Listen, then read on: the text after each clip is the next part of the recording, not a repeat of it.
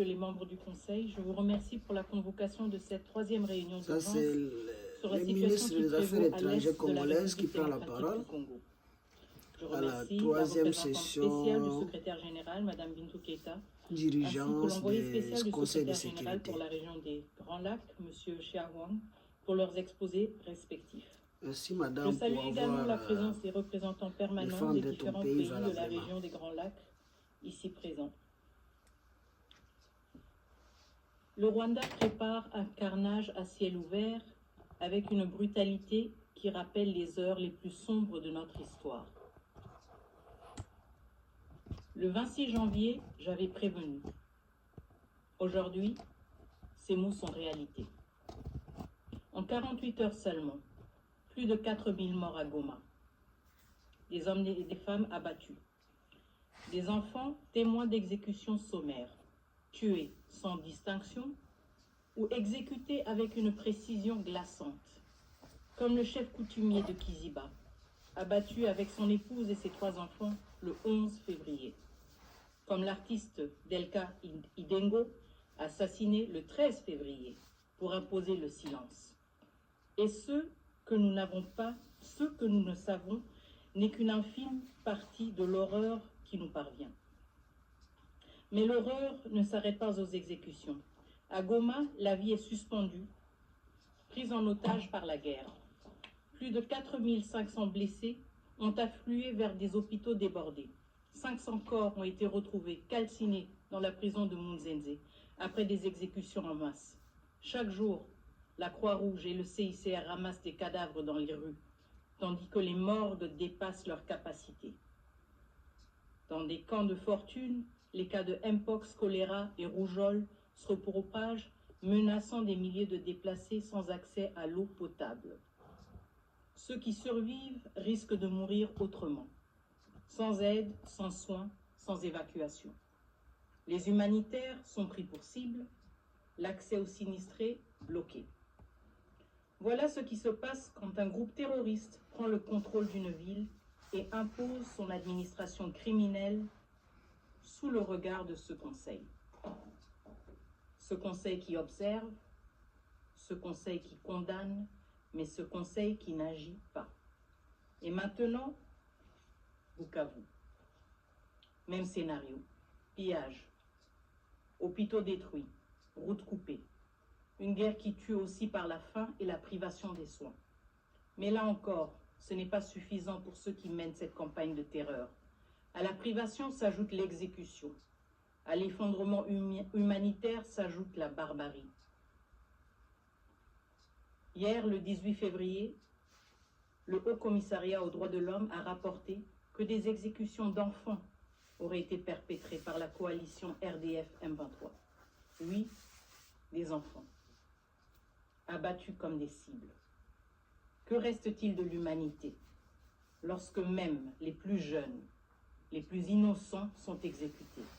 Monsieur le Président, nous avons entendu cette formule devenue un refrain commode des solutions africaines pour des problèmes africains, mais qui ose encore s'en servir aujourd'hui comme prétexte à l'inaction.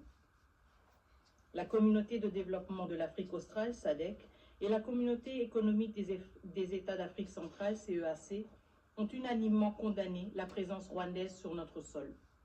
Ce fait n'est plus contesté. 2 sous-régions, la SADC et l'EAC, ont tenu des réunions conjointes pour adopter des mesures urgentes, y compris un cessez-le-feu.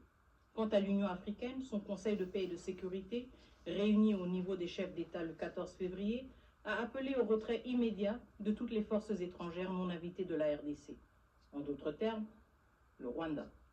Le Rwanda et le M23 ont répondu et continuent de répondre par la violence, par la terreur. Face à l'aggravation rapide de la situation, de nombreux acteurs ont réagi en faisant ce qu'ils savent faire de mieux.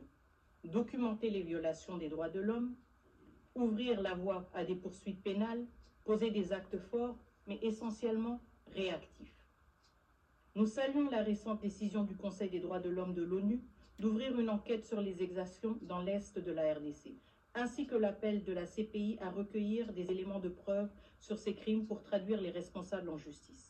Nous appuyons également la résolution du Parlement européen demandant la suspension de l'accord sur les matières premières entre l'Union européenne et le Rwanda, signé en février 2024, alors que Kigali armait le M23. Mais ce Conseil, toujours inactif, est le seul capable d'empêcher de nouveaux massacres et l'expansion de l'occupation. Il lui revient d'adopter des mesures robustes qui non seulement arrêtent les violences perpétrées par les troupes rwandaises et leurs supplétifs du M23, mais aussi mettent un coup d'arrêt au soutien d'un État membre de l'ONU à un groupe terroriste cherchant un gouvernement légitime et démocratiquement élu. Ce conflit ne se limite pas aux violences militaires, au pillage de nos ressources ou au dépeuplement de nos territoires. C'est un projet politique porté par le Rwanda à travers le M23 et l'AFC visant à renverser notre régime par la force. Mais la République démocratique du Congo a fait le choix de la démocratie. Une démocratie en construction, certes, mais la nôtre. Nous avons choisi la liberté sous un régime civil et non la soumission aux armes. Nul ne peut nous arracher ce choix, surtout pas un régime qui, depuis 3 décennies, s'efface derrière un homme qui confond l'État avec son pouvoir personnel. Ce contraste est saisissant.